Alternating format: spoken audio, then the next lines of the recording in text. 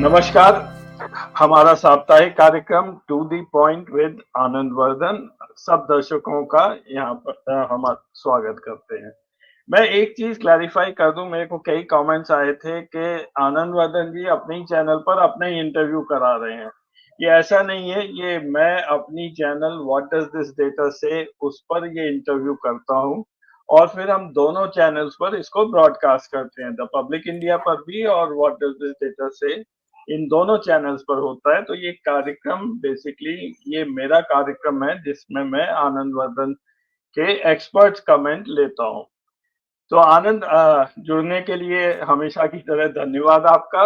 मैं शुरू करूंगा। आज का जो फोकस है वो महाराष्ट्र पर है। आनंद, ये आज सुबह की अभी न्यूज़ है, लेटेस्ट यही है कि इसमें कांग्रेस ने अपनी सेंट्रल इलेक्शन कमेटी की मीटिंग कैंसिल कर दी है और महाराष्ट्र के जितने भी लीडर्स हैं उनको दिल्ली में रहने को कहा है। और ऐसा उसमें ये उड़ती खबर है कि नाना पटोले से उद्धव ठाकरे जी नाराज हैं, इसलिए ये सीट शेयरिंग अरेंजमेंट एमवीए का नहीं पूरा हो पा रहा है। और उधर अभी प्रियंका चतुर्वेदी ने भी एक अजीब सा कमेंट किया है जिसमें उन्होंने मोदी जी की थोड़ी सी तारीफ कर दी है। तो शायद ये एक प्रेशर टैक्टिक सा बना रहे हैं वो। हालांकि संजय राउत ने अभी आधे घंटे पहले क्लैरिफाई किया है कि वो एमवीए के साथ ही रहेंगे, लेकिन फिर भी सीट शेयरिंग अरेंजमेंट नहीं हो पा रहा है और सब लोग कह रहे हैं अब शरद पवार जी आएंगे। तो इसके बारे में आपका क्या विचार है आनंद? देखिए, पहले अजय बहुत स्पेसिफिक चीज यह है कि महाराष्ट्र विकास आघाड़ी में जो मेरी समझ है और जितनी समझ है, जो आप कह रहे हैं और आज वो खबर चर्चा भी चल रही है कि अमित शाह मुंबई गए हैं। मुंबई में वो कोई कह रहा है कि उद्धव ठाकरे फडणवीस की मीटिंग हुई है, कोई कह रहा है संजय राउत उनकी मीटिंग हुई। इस तरह की चर्चाएं हैं। पहली चीज यह है कि मेरे पास कोई इसकी सूचना नहीं है। अगर ये कोई है तो मैंने लोगों से फोन करके पूछा, किसी के पास कोई कॉन्क्रीट चीज नहीं है।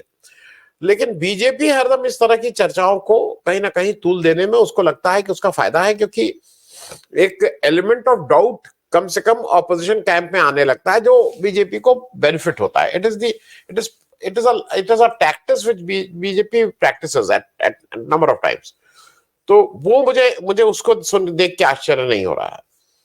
लेकिन दूसरी तरफ यह है कि महाराष्ट्र विकास आघाड़ी का वहां पे एक दो चीजें समझने वाली ये है कि कांग्रेस, चूंकि हरियाणा में एक इंप्रेशन ऐसा गया है कि Congress has lost that election.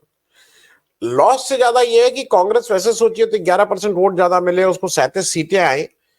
लेकिन जो डिसहार्टनिंग है या जिसकी वजह से कांग्रेस से पे थोड़े सवाल पूछे जा रहे हैं, कांग्रेस की तरफ लोग उंगली पॉइंट आउट कर रहे हैं, उसका प्रमुख कारण यह है कि एक जीता हुआ इलेक्शन जो सब लोग मान रहे थे, वो कांग्रेस उसको रिटेन नहीं कर पाई। ये कुछ कुछ उसी तरह का है कि एक समय कांग्रेस की सरकार मध्य प्रदेश में मतलब बीजेपी तोड़ लेती थी, कर्नाटका में तोड़ लेती थी, ये सब, और इवन महाराष्ट्र में भी सरकार तो तोड़ ही ली थी बीजेपी ने। तो इन सारी चीजों के पीछे अगर कांग्रेस हरियाणा में वो जीत दर्ज नहीं कर पाई है, तो कांग्रेस के अपने जो भी एक्सप्लेनेशंस हो, लेकिन ये तो थोड़ा सवाल लोग पूछेंगे ही पूछेंगे, क्योंकि आपकी हैसियत इंडिया गठबंधन में एज अ मेजर पार्टी है जिसके अराउंड सारा चीजें हो रही हैं। तो अगर वो जो मेजर पार्टी है वही अपने इसको नहीं कर पाती है, तो लोग अगर ये पूछ रहे हैं या इस पे कुछ क्वेश्चन हो रहा है तो वो कोई दिक्कत नहीं है। महाराष्ट्र में दो तीन चीजें जो समझने वाली यह है कि ये सबको पता है कि अगर उद्धव ठाकरे और एकनाथ शिंदे एक हो जाएं तो उनकी ताकत बहुत बढ़ जाएगी। और अगर आप वैसे देखिए तो लोकसभा इलेक्शन में अगर एक किसी सिंगल पार्टी का फायदा हुआ है तो शिवसेना कंबाइंड अगर देख लीजिए, मतलब अगर शिंदे और उद्धव ठाकरे कंबाइंड देख लिए तो वो बहुत बड़ी पार्टी हो गए हैं। लेकिन ऐसे में जहां पे इतनी चीजें हो गई हैं, जनमानस हो गया है, उद्धव ठाकरे को मालूम नहीं क्या क्या कहा गया है, संजय राउत को जेल भेजा गया है, अब लोग इस तरह की अगर चर्चा करें कि नहीं उसके बाद भी सब कुछ नॉर्मल रहेगा और ये कर लेंगे, तो वो एक अलग बात है। सीट शेयरिंग बिल्कुल काफी हार्ड बार्गेनिंग हो रही है। कांग्रेस का अपने, सबके पास अपने अपने तर्क हैं। कांग्रेस का तर्क यह है कि भाई वी आर द लार्ज, हमारे सबसे ज्यादा एमएलए हैं, मतलब इस समय जो स्थिति है हमारे सबसे ज्यादा एमपी हैं, तो हमें सबसे ज्यादा सीट भी मिलनी चाहिए। दूसरी तरफ उद्धव ठाकरे की शिवसेना को यह है कि भाई हम लोगों के नेतृत्व में लड़ा जा रहा है, गुडविल हमारी है। हर एक के अपने अपने तर्क हैं, और थोड़ा वहां पे जो छोटी पार्टीज को अकोमोडेट करने की बात है, जिसके लिए अखिलेश यादव भी वहां पहुंच गए हैं, वो भी अपनी 12 सीटें क्लेम कर रहे हैं। अखिलेश यादव की जो समाजवादी पार्टी है वो 2019 के इलेक्शन में 7 सीटों पे लड़ी थी, 2 सीटें, वो 2 उनके सिटिंग एमएलए हैं, दोनों मुस्लिम एमएलए हैं और पुराने समय से इनके साथ हैं। अब अखिलेश यादव 12 सीट मांग रहे हैं, उन्होंने 6 सीट पे अपने कैंडिडेट ऑलरेडी अनाउंस कर दिए हैं। तो इन सब के बीच में थोड़ा बहुत ये सब तो चलेगा। इसके सामने एक तरफ लोगों को लगता है कि नहीं नहीं देखो भाई, बीजेपी ने अपनी एक लिस्ट जारी कर दी है और इसीलिए बीजेपी के कुछ लोग कह रहे हैं एडवांटेज बीजेपी, लेकिन वो एडवांटेज है कि डिसएडवांटेज है ये तो आने वाला समय बताएगा। मुझे लग रहा है कि ये सिर्फ सीट की हार्ड बार्गेनिंग चल रही है, और ये भी फैक्ट है कि कांग्रेस की तरफ से कुछ लोग बहुत गुस्सा है कि नाना पटोले को इतना रिजिड नहीं होना चाहिए, लेकिन मेरा अपना अनुमान यह है कि Nana Patole as a टैक्टिसी rigid हो रहे होंगे कि भाई ब्लो हॉट ब्लो कोल्ड वाला है कि नाना पटोले को रिजिड रहने दो और सेंट्रल लीडरशिप नेगोशिएटिंग करके उसको फाइनल कर दे। मेरी अपनी समझ ये है, तो मुझे नहीं लगता है कि एमबीए या वो कोई उस तरह का आपस में वो है। प्रियंका चतुर्वेदी के उस बयान को मैंने सर उतना ही हिस्सा देखा जो आपने देखा, उसका पूरा रेफरेंस टू कंटेक्स्ट नहीं है। तो ठीक है, मतलब किसी को अगर मोदी जी पसंद आ रहे हैं तो वो कोई एक बात ऐसी नहीं हो सकती which we can hold against her और शिवसेना की, नहीं आपने भाई ये कैसे तारीफ कर दी। ऐसे तो मोदी जी और शरद पवार ने कई बार स्टेज शेयर किया है और मतलब बहुत जगह साथ साथ रहे हैं, तो वो कोई इशू नहीं है। मुझे लगता है सीटों की ही लेन देन मतलब के लिए ये सारा कुछ पोस्चरिंग हो रही है। अजय जी आनंद, एक चीज और जो मैं सोच रहा था कि क्या महाराष्ट्र में कांग्रेस की लीडरशिप डेफिशिएंट है, क्योंकि अगर आप कोई भी पार्टी देखें वहां बहुत बड़े बड़े नाम हैं, शरद पवार हैं, उद्धव ठाकरे हैं, उधर देवेंद्र फडणवीस हैं, वहां नितिन गडकरी भी हैं, कांग्रेस की तरफ से नाना पटोले हैं, तो वो वीक पड़ जाते हैं। वो क्या एक डिसएडवांटेज रहेगा कांग्रेस को इस इलेक्शन में? नहीं, देखिए जब एक चीज ये फैक्ट है अजय, जब आपके सेंट्रल लीडरशिप में मल्लिकार्जुन खड़गे और राहुल गांधी खड़े हों, तो आपकी जो स्टेट लीडरशिप है वो तो छोटी लगेगी ही लगेगी। दूसरा ये भी सोच लीजिए कि Uddhav Thackeray is restricted to Maharashtra. अब उद्धव ठाकरे का कंपैरिजन आप राहुल गांधी से होता है तो उसके सामने लगते हैं कि नहीं। उसी तरह से चाहे जैसे अखिलेश यादव हैं या तेजस्वी यादव हैं, ये लोग एक स्टेट में के स्ट्रॉन्ग छत्रप जिसको बोलते हैं, उसके मुकाबले ये जरूर है कि कांग्रेस में अभी आइडियली अगर आप देखिए तो कर्नाटक छोड़ के किसी और स्टेट में ऐसे लीडर्स नहीं है जिनके अराउंड सारा कुछ हो रहा हो। वो सेंट्रल लीडरशिप स्ट्रांग है, वहां से वो ड्रॉ कर रहे हैं स्ट्रेंथ। और ये हाँ, कर्नाटक में आप जरूर कह सकते हैं कि कर्नाटक में they have a very strong leadership by way of DK Shiv Kumar and Siddaramaiah and others, लेकिन बाकी जगह तो वो स्ट्रेंथ ड्रॉ करते हैं सेंट्रल लीडरशिप से ही, इसमें कहीं कोई दो राय नहीं। तो मैं इसको ये मानता हूं कि नहीं, ऐसा कुछ नहीं है। ठीक है, वो नाना पटोले भाई एज कंपेयर टू उनका जब कंपैरिजन राहुल गांधी से होगा तो हरदम छोटे मारे जाए, छोटे लीडर लगेंगे, लेकिन stand alone he has a standing, ये कोई दिक्कत वाली बात नहीं है। जी आनंद, अब मैं आता हूँ आपके दूसरे प्रश्न पर। यहाँ मैं कल जब ये डेटा देख रहा था तो मेरे को कुछ थोड़ा सा इंटरेस्टिंग से फैक्ट्स उभर कर आए। यहाँ पे ये मैं आपको दिखा रहा हूँ जो सिटिंग एमएलए हैं और जो टर्न कोड्स हैं जो के दूसरे दल से आए थे, उनके बारे में डेटा है पार्टी वाइज। ये 2019 का असेंबली इलेक्शन का मैंने एनालिसिस किया है। तो बीजेपी में अगर आप देखेंगे तो जो दूसरे दलों से लोग आए, जो टर्नकोट हम बोलते हैं, वो 21 लोग खड़े थे 164 में से, उसमें से 13 लोग जीते थे, यानी कि स्ट्राइक रेट 62% का था। और जो सिटिंग एमएलए थे जिनको टिकट मिला पिछले इलेक्शन में 69 मिला, उसमें से केवल 11 जीते। बहुत ही खराब स्ट्राइक रेट रहा है 16% का। और शिवसेना जो उस समय उनका पार्टनर थी, उनका टर्न कोट स्ट्राइक रेट 33% था, लेकिन जो सिटिंग एमएलएज हैं, उसमें से 88% जीत के आए, तो बिल्कुल ऑपोजिट ऑफ बीजेपी एक तरह से ये है। बीजेपी जहाँ पे सिटिंग एमएलएज है, बहुत बुरा उनका परफॉर्मेंस रहा है, वहाँ शिवसेना का अच्छा रहा है, और जो दूसरे दलों से बीजेपी ने उन पर काफी निर्भर रहे, वो 62% थे, और शिवसेना उसके करीब आधी थी। एनसीपी और कांग्रेस इन दोनों फिगर्स के बीच में रहे हैं। तो इस बार जो अभी 99 सीट्स डिक्लेयर की हैं बीजेपी में, उसमें 71 सिटिंग एमएलए को उन्होंने टिकट दिया है फिलहाल। तो अगर पुराना डेटा देखेंगे तो ये तो डिसएडवांटेज है, और जो बीजेपी की एक तरह से स्ट्रैटेजी रही है, शायद हर जगह ऐसे ही करते हैं, महाराष्ट्र में इस बार कुछ अलग करने जा रहे हैं। इस बारे में मैं आपके विचार चाहता हूँ, आनंद। नहीं, देखिए, बीजेपी का अभी तक की यूपी को भी उसमें मैं इंक्लूड कर रहा हूँ, यूपी और महाराष्ट्र छोड़ दीजिए, तो बीजेपी की जनरली स्ट्रेटेजी रहती है, वो बहुत बुरी तरह से टिकट काटते हैं। मतलब वो काफी सिटिंग एमएलए के टिकट हटा के और किसी और को देते हैं। महाराष्ट्र में भी उन्होंने करीब करीब सबको रिपीट किया। जिन 4 सीटों पे उन्होंने नए टिकट दिए हैं, वो सब मतलब उनको छोड़ के उनकी बीबी को दे दिया, तो किसी के लड़के को दे दिया, तो किसी की बहन को दे दिया, मतलब वो घर में ही टिकट किए हैं। तो उन्होंने टेक्निकली किसी का टिकट काटा नहीं है। मतलब जैसे होता है ना, टिकट कट गया और कट के किसी और फैक्शन, तो वो एक भी नहीं कटा है। अब इसके पीछे दो वो हैं। उत्तर प्रदेश में इन्होंने सिटिंग एमपीज के टिकट नहीं काटे थे, जो अदरवाइज ये बहुत काटते हैं, एक आध कहीं एक्सेप्शन, और उत्तर प्रदेश में इनकी पिटाई हुई थी। एक ये साइकोलॉजी है, अब वो कितनी सही गलत तो अलग बात है, कि लोगों का गुस्सा सिटिंग एमएलए या एमपी पे जो रहता है, अगर कोई नया चेहरा आ जाता है तो वो गुस्सा खत्म हो जाता है। अब वो गुस्सा पार्टी के प्रति ज्यादा रह जाता है या मोदी जी के प्रति रह जाता है, तो वो अलग बात है। जैसे हरियाणा की बात करें तो 11 में 9, अगर मैं मेरी फिगर मुझे ठीक याद है, 11 में 9 मंत्री हार गए हैं। तो अब बीजेपी दोनों को वो करना चाह रही है। महाराष्ट्र में मुझे बिल्कुल क्लियर लगता है, जो यूपी वाली बात है, कि इनको ये इस स्थिति में नहीं है कि ज्यादा लोगों के टिकट काटने, भले ये काटना चाहते हो, क्योंकि अगर टिकट काटेंगे तो वो सारे फेंस सिटर्स जाके दूसरी तरफ मिल जाएंगे, या वो वही रहते हुए भी कुछ इंडिपेंडेंट होके या किसी तरह से करके पार्टी का नुकसान करेंगे। तो इसलिए शायद बीजेपी इस बार बहुत टिकट काटने की स्थिति में महाराष्ट्र में नहीं, जैसा उनकी इस लिस्ट से निकला से लग रहा है। अब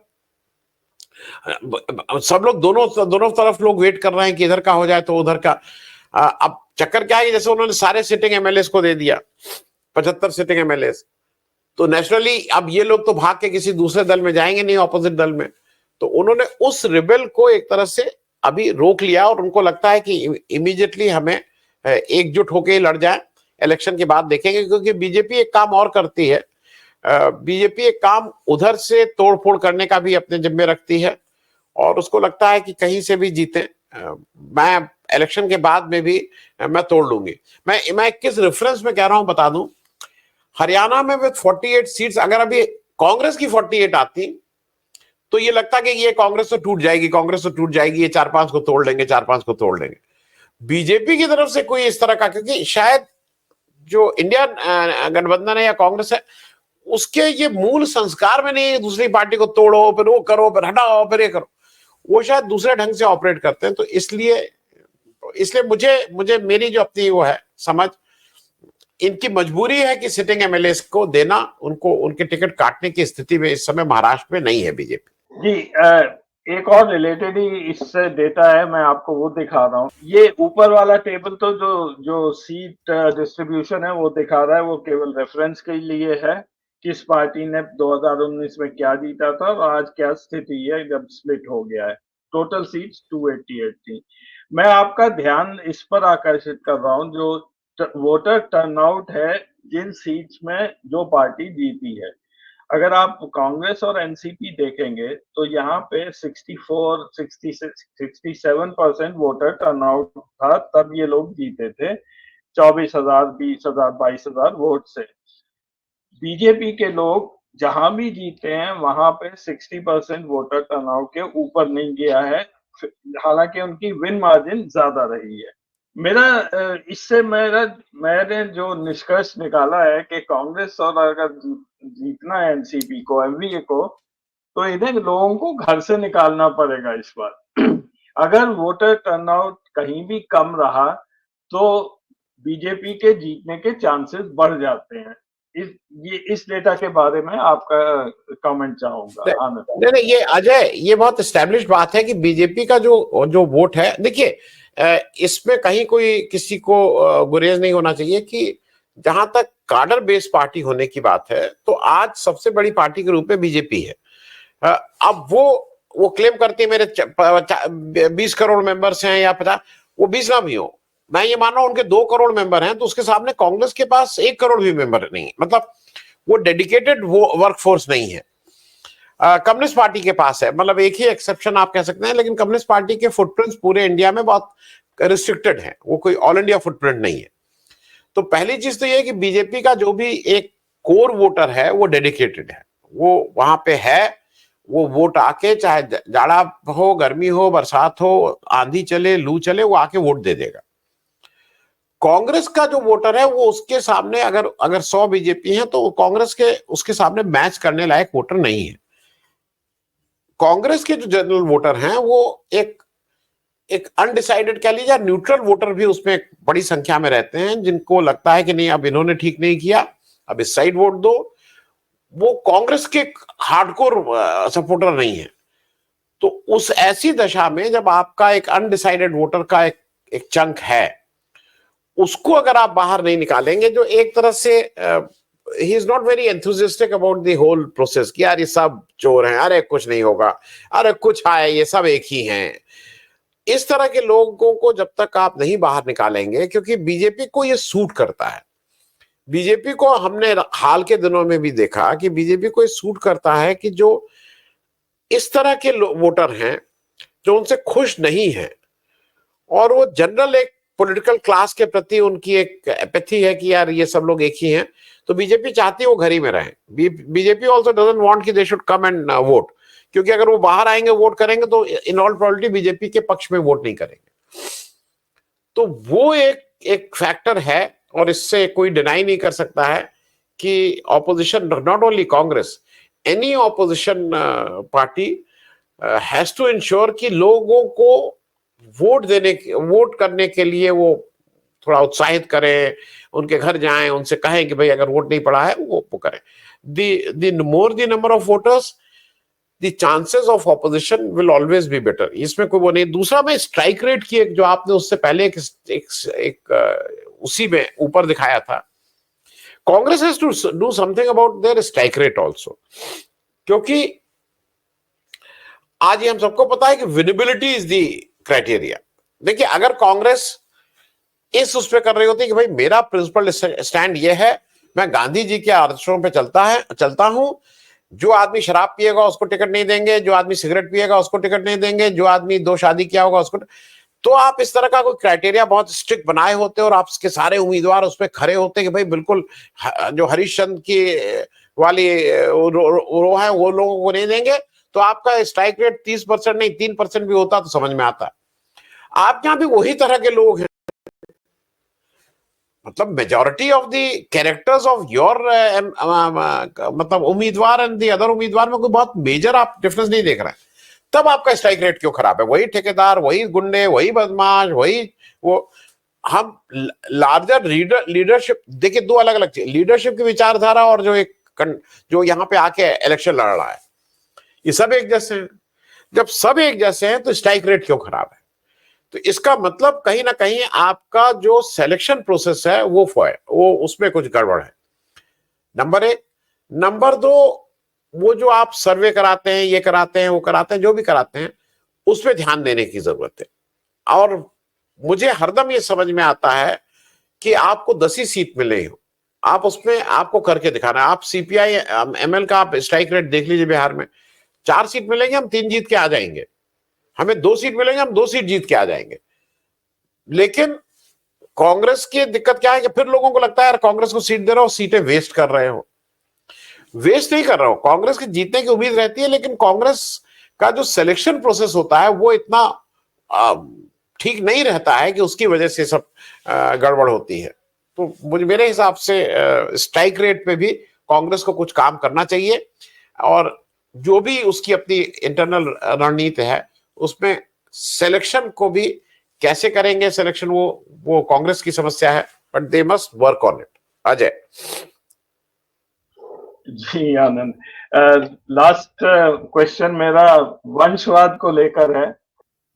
आनंद, ये आज सुबह की फिर से खबर है झारखंड के बारे में, BJP under fire for promoting dynasty politics. हालांकि झारखंड की बात नहीं कर रहे हैं, तो मैंने कुछ महाराष्ट्र का डेटा निकाला है। लेफ्ट हैंड साइड पर ये एक लिस्ट है, शायद दर्शक इसको पढ़ नहीं पाएंगे, लेकिन इसमें कम से कम मैं 25-30 नाम ऐसे निकाले हैं महाराष्ट्र के अंदर जो बीजेपी के नेता हैं, वो किसी ना किसी से जुड़े हुए हैं कि कोई किसी का लड़का है, कोई लड़की है, कोई सन इन लॉ है, एक्सेट्रा। और ये दो नाम राहुल अवाडे और अमल महादेव, ये पहले जो 99 आए हैं उसमें से मैं अभी ज्यादा समय नहीं मिला, लेकिन ये दो नाम तो ऐसे हैं जिनके फादर भी पॉलिटिशियन रह चुके हैं महाराष्ट्र में। तो ये विकास वर्सेस वंशवाद या डायनेस्टी जो मोदी जी भी हर समय जाके बोलते हैं कि आपको विकास चाहिए या वंश चाहिए, सबसे ज्यादा वंशवाद तो मैं अब अगर आप एनालाइज मैं करना शुरू किया है, मैं बीजेपी में शायद ज्यादा देख रहा हूँ बनस्पत के कांग्रेस या अन्य पार्टियों में। आनंद। मैं नहीं अजय, इस पे देखिए ऐसा है कि ये मैटर ऑफ डिग्री है, और इस उससे कोई डिनाई नहीं कर सकता। और जो लोगों के घर के लोग इस तरह से पॉलिटिक्स मार रहे हैं, उनके अपने तर्क हैं। उनका अपना तर्क ये है साहब, एंड ऑफ द डे तो इलेक्शन में खड़े होते हैं और जनता ही उनको चुन के भेजती है। वो अगर राज्यसभा में नॉमिनेट हो रहे हो या विधान परिषद में नॉमिनेट हो रहे हो, तो ये है रीजन। जैसे कन्हैया कुमार हरदम पूछता रहता है अमित शाह के और जय शाह के लिए कि भाई कौन सा यूपीएससी का इलेक्शन का लिख के आए हैं, इनके पास क्या क्वालिफिकेशन है, ये कितने मैच खेले हैं। तो वो तो आप बिल्कुल साफ साफ है कि फेवरेटिज्म है, मतलब उसमें आप डायनेस्टी। लेकिन यहाँ पे एक मैं भी इसको मानता हूं कि एक आदमी की एक गुडविल होती है। Doctor is a goodwill. आप और हम, डॉक्टर और वकील, दो प्रोफेशन की बात स्पेसिफिकली मैं कर रहा हूं। डॉक्टर के लड़के को एक वो प्रैक्टिस मिलती है, उसकी गुडविल रहती है, उसकी एक सीट पे उतने वो लोग आते रहते हैं। वो लड़का भले ही अच्छा ना हो, मैं ये नहीं कह रहा हूं सब अच्छे नहीं होते हैं, लेकिन उसी तरह से वकील साहब एक 40 साल तक वकालत किए, उसके बाद उनकी सीट पे जो लड़का आता है वो उसको आगे बढ़ाता है। तो यहाँ पे अगर हम लोग ये मानते हैं कि फलाना वकील है यार, उनके पिताजी भी वकील थे, उनके बाबा जो थे वो जज थे, और वहां उसको अच्छा मानते हैं, तो यहाँ पे शायद अब समय आ गया है कि हम लोग को इसमें बहुत नहीं पढ़ना चाहिए। कैनेडी आज से कितने साल पहले वहां वंशवाद था, बुश क्या वंशवाद था। तो अब उस तरह से हम लोगों को पकड़ने की जरूरत नहीं है। आपके लिए ज्यादा जरूरी ये होना चाहिए, जो मेरी समझ है, कि आपकी जवाबदेही ज्यादा हो लोगों के प्रति। मतलब जो इलेक्टेड रिप्रेजेंटेटिव है, he should be more accountable. इस डिस्कशन का आज की तारीख में बेमानी है कि अगर कोई ये कहे कि नहीं वो वंशवाद है और वो उनके, यू कांट हेल्प इट। और आप अगर जो आपने लिस्ट लगाई है उसमें लिस्ट में देखिए, अगर उसमें मान लीजिए 30 नाम है तो 25 नाम लड़के के हैं, सन। मतलब वो पैतृक माना जा रहा है कि अपने। तो भाई अगर वंशवाद है तो फिर उस वंशवाद में आप अपनी सारी प्रॉपर्टी अगर उसको देते हैं, अगर आप अपना घर, सोना चांदी, रुपया पैसा गहना देते हैं, तो नेता को लगता है कि मेरे पास मेरी इतने साल की एक पॉलिटिकल कमाई है, तो वाई। और एक चीज अच्छी हो रही है अजय, मैं उसको अच्छा इसलिए मान रहा हूं कि एक नया ट्रांसफॉर्मेशन मैं देख रहा हूं। पहले क्या होता था कि पहले जब नेक्स्ट जनरेशन आती थी तो पिताजी या तो मर जाते थे या अक्षम हो जाते थे, तब next generation used to step in. अभी मैंने कई जगह ये देखा है कि जैसे शरद पवार है, he is an active politician, पर वो अपने को अलग साइड स्टेप कर लिए हैं और सुप्रिया सुले को उन्होंने आगे बढ़ा दिया है। तो मुझे ऐसा लगता है कि इसमें क्या खराबी है, क्योंकि अगर एक someone with lot of experience pushes his son or daughter or whoever it is, he is there to supervise। लेकिन इन सबके बीच में मैं क्योंकि ये कहना बिल्कुल झूठ बात होगी। हम और आप अगर किसी ड्राइवर को भी रखते हैं तो एक रेफरेंस चाहते हैं, भैया जरा पता कर लेना। तो अगर हम अपने नेता को रख रहे हैं और उसका अगर एक रेफरेंस पॉइंट हमें मिल रहा है, मतलब नेता को एलेक्ट करना है कि इनके पिताजी ऐसे थे या इनकी माँ ऐसी थी, और कुछ रेफरेंस पॉइंट है, और उसके बाद जवाब दे ही रहे, तो मैं इसको ऐसा नहीं मानता हूं कि बहुत ही खराब कोई चीज है। एक्चुअली क्या है कि डायनेस्टी पॉलिटिक्स में लोगों का सारा तोप वो किए रहते हैं गांधी फैमिली के ऊपर, लेकिन गांधी फैमिली और इस तरह की डायनेस्टी को यू कांट स्टॉप इट। प्रधान जी के लड़के ही प्रधान ज्यादातर होते हैं, गांव में भी वो प्रधान जी हो गए तो उसके बाद दूसरे प्रधान जी हो गए। वो थोड़ा सा हमें समझना होगा कि पॉलिटिक्स इज समथिंग जो इज लार्जर थिंग। वो सिर्फ कोई पैसे का लेन देन नहीं है जहां पे आप सर्विस खरीद और बेच रहे हैं। वो आपकी क्या देखभाल करता है, उस क्षेत्र का कितना लाभ करता है, क्षेत्र के लिए क्या है, जनरल लॉ एंड ऑर्डर के लिए उसके रहने से क्या फर्क पड़ता है, उससे वो शायद ज्यादा इंपॉर्टेंट है। तो मैं इसको कोई ऐसा वो नहीं पाप समझता हूं कि इट इज समथिंग वेरी मतलब ग्रॉसली होना नहीं चाहिए आइडियली, लेकिन अगर ये है तो उसमें कोई खराबी नहीं है। अकाउंटेबिलिटी जरूर होनी चाहिए। जी आनंद, मैं आपसे बिल्कुल 100% इस पे सहमत हूँ। एक प्रोफेशन और है जो सर्विसेज का, मिलिट्री में, वहां तो प्रेफर करते हैं कि अगर आप फादर ऑफिसर थे या दादा ऑफिसर थे, वो उन लोगों को ही लेते हैं, क्योंकि ऐसे एक हेड स्टार्ट मिल जाता है उन लोगों को, तो वो चेंज इतना ड्रास्टिक नहीं होता है। तो सभी प्रोफेशंस के लिए ये अच्छा है। आपने बिल्कुल सही कहा। तो थैंक यू जुड़ने के लिए। अजय मैं एक चीज ऐड कर दूं, जो पब्लिक इंडिया की आपने शुरू में बात कही थी, मैंने सोचा था लास्ट में कहूंगा। देखिए, ये लोगों को समझना पड़ेगा कि जो हम लोग जिस तरह से चैनल चलाते हैं, I don't own this channel, मैं इसका फाउंडर एडिटर हूं, लेकिन मेरे यहाँ ईमानदारी से ये भी है कि बहुत से अलग अभय दुबे आके अपनी बात करते हैं, अशोक वानखेड़े अपनी करते हैं, नीलू व्यास जी अपनी करती हैं, अखिल स्वामी अपनी करते हैं, आप अपनी करते हैं, आतमजीत, मतलब ये मैं उन रेगुलर लोगों की बात कर रहा हूं जो लोग अपने आके अपना भी बात करते रहते हैं। तो मैं अपनी बात अपने चैनल पे अपना इंटरव्यू करा रहा हूं, ये बहुत मेरे ख्याल में it's not a very right comment. मैं बोलता हूं, मैं कुछ करता हूं, I have an opinion. Generally मेरा रोल ये रहता है जनरली कि आई होस्ट थिंग, और थर्ड आई में मैं एक उस पर मोनोलॉग करता हूं। लेकिन बहुत फर्क है मोनोलॉग और डायलॉग में। डायलॉग में बहुत सी चीजें आप बातचीत के दौरान शायद बेहतर ढंग से निकल के आ जाती हैं। तो वो थोड़ा मुझे ऐसा लगता है कि अगर किसी को लगता है कि नहीं इससे कुछ खराब हो रहा है अपने यहाँ मैं अपने उसमें मतलब मैं किसी के ऊपर फिर वो रिमार्क देने वाली बात हो जाएगी। हम लोग अपना चेहरा लगा के तो नहीं बेचते हैं ना, चैनल में और लोगों के भी चेहरे रहते हैं, जाके जरा डीपीपी देख लीजिएगा। लेकिन ठीक है, अब अगर किसी को ये लगता है, और लेकिन उसमें खराबी कहाँ है ये मुझे अभी भी नहीं समझ में आया है। अगर कोई बताएगा खराबी तो हम लोग इस पे जरूर विचार करेंगे। यस अजय।